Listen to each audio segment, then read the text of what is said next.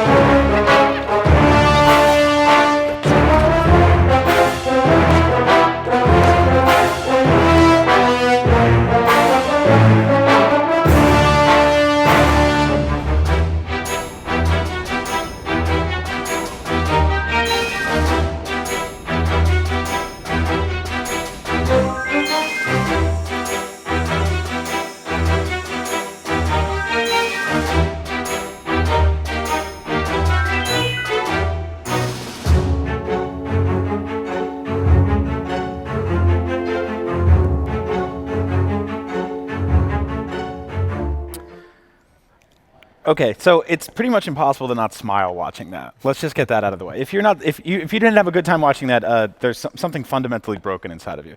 You guys are bringing back the third person, the platforming game.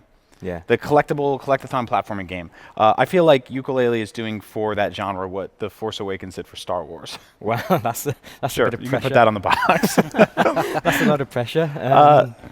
Yeah, thank you guys so much for coming today. This Hi. game looks so much fun and so whimsical and so cool. How did this all come together? So I think for a long time, a few of us guys have really wanted to get back to making this type of game. We're really passionate about it. We love making this kind of game. It brings out the inner kids in us as we're making the game and going along and trying to make each other laugh and deciding what kind of content goes in. Yeah, and the stars aligned. The opportunity was there. We brought the band back together, so to speak. Yep. We had a fantastic Kickstarter, and the game has really got behind us. The press got behind us. It was awesome, and so here we are. Yeah, almost 18 months on. So does the idea for a game come like I want to make a 3D platformer, or does it start with I want a lizard and a bat to be best friends, and this is how they're going to get in trouble? I'll say we really want to make a 3D platformer.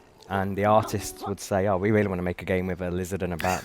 But we did actually spin on the makeup of the heroes for a long time until we were happy with actually what kind of gives us legs to do fun sort of gameplay and create a wacky roster of moves to build upon. And yeah, we ended up with this pair somehow, and fingers crossed they'll do us proud.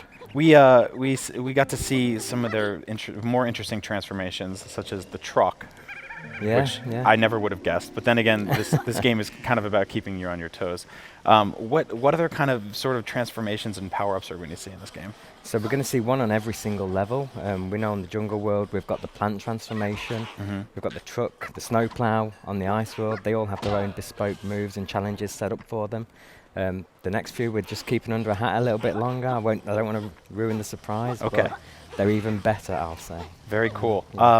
And now, David, the music in that trailer was excellent. You're a legend at this point. Yeah, to be honest, the music that we heard on the trailer was by Grant Kirkhope, and so what Gav wanted to do was bring back three of the rare composers. So that's myself, Grant Kirkhope, and Steve Burke. So we've all contributed to the soundtrack in different areas. You've had this sort of legacy of making this whimsical, playful, but also sort of mysterious music. How do you score a game like this? We sit down, play through it, watch it, and hopefully come up with something that's quite fitting for it. So it's the chicken and egg thing there is that basically the game's there, you go in and check it out, and you come out with a sort of set of emotions that you want to pair to. Completely. So what we've got Grant, who scored the main majority of the actual level stuff.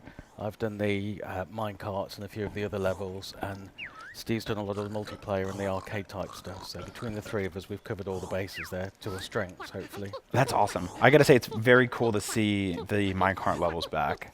As someone who I think I was replaying Donkey Kong Country on the plane. The flight over here is very long, and I was a little delirious. But it's very cool to see that return. I don't think gamers in 2016 really know what a minecart level is, and they're about to find out again. They certainly are. Yeah, every game used to have a minecart, and then all of a sudden they were gone forever. And the minecart character in the game even complains a bit that he's been out of work for a long time. Really? He's been bored. Yeah, he's been waiting for his comeback too. So yeah, we're giving it him, and we get to have the fantastic music that David produces, completely score those sections. Yeah. I do love that the character design in this game goes from as sort of thought out as the two main characters to as just kind of very simplistic. We took inanimate objects and we put a mouth and a googly eyes on them, and now they're ready to party. That's the limit of the artist's skill. We just had to work with what we had. Googly eyes. So what happened to the 3D platforming genre? Because it seemed like it was there, and it seemed like it would be there forever. In the same way we had 2D games for the last time, which they're still making regularly, but now you can count pretty much on one hand on the games coming out that are 3D platformers, and this is obviously probably one of the most anticipated ones. Yeah, I think I fondly remember every game having a jump button. Yeah, and then all of a sudden it seemed to go. A was no longer that function. A just became shoot. Yeah, and I think perhaps one reason might be that consoles became more powerful, and all of a sudden the creative push was to try and hit realism, which doesn't naturally gel so well with a cartoon platformer. I never thought about it like that. So yeah, everyone all of a sudden was striving for realism in shooters, in sports games, in racing games. Mm-hmm. And then after a while, if more people make those games, more people buy those games, it becomes a self-fulfilling cycle, and it's difficult to break. But with crowdfunding and Kickstarter, that's been a great way to break that cycle. Which is awesome, right? Because you're kind of sitting there going, we have this idea for a game, will people like it? And then immediately, without having to finish it and see how it does in the stores, people are like, yes, I want in on this. Yeah. What was that like? It was the most surreal, bizarre moment. We actually thought the Kickstarter website was broken. We thought the numbers were going too high. I mean, you guys were like breaking records for a minute there. You might have actually broken. Yeah, we have funded in just over 40 minutes, I think. And I remember saying to the guys before it went live, I said, everyone just bear in mind, we might not get a single pledge for 10, 20 minutes until people have looked at the page and seen what tiers are available. But straight away, the numbers just kept rising, and from there, it's just been a roller coaster since. It's a good attitude to have, though, the sort of like, well, I hope this works, and then you look at your phone. Were you guys like sleeping next to your phones and waking up in the middle of the night and checking and refreshing the Kickstarter page? Yeah, there's a lot of that going on. It's so exciting. Yeah, I couldn't click in for it from the off. So by the time I clicked in, which was about 40 minutes later, it had reached its goal, its first goal. I was amazed, and there we were. And it's a good endorsement of the platform and the ideas that we wanted to bring back. And it also harks back to what we used to enjoy doing at Rare, so it's nice to bring that back and be able to once again jump on the platform and bring it back to life. No pun intended. And it's good to see that this is coming to multiple platforms, so pretty much everyone is going to get to enjoy this game.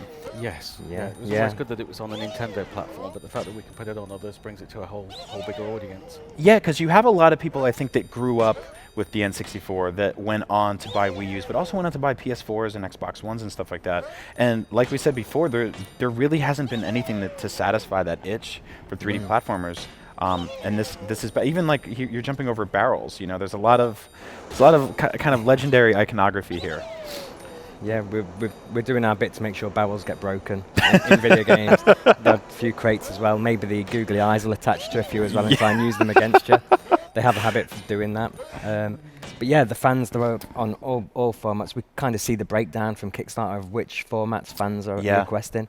And it's surprisingly even. There's a few spikes for Nintendo, which I think of course, the game really aligns well with their audience. But other than that, it's really encouraging to see all platforms embrace this type of game. It's funny, too, because the Nintendo fans are the ones that have kind of gotten the closest to getting 3D platformers the last few years. And they're the most excited for it. They're like, welcome back. Like, we've been doing this for a while. Come join us. Guys, thank you so much. When can we play this game? It's first quarter 2017. We haven't locked an exact date just yet, but I don't think it's too far off. Perfect. Well, it looks excellent. It sounds excellent. And we all can't wait to play it. IGN live right here at Gamescom. We're going to be streaming all week long with all the best games, so stay tuned.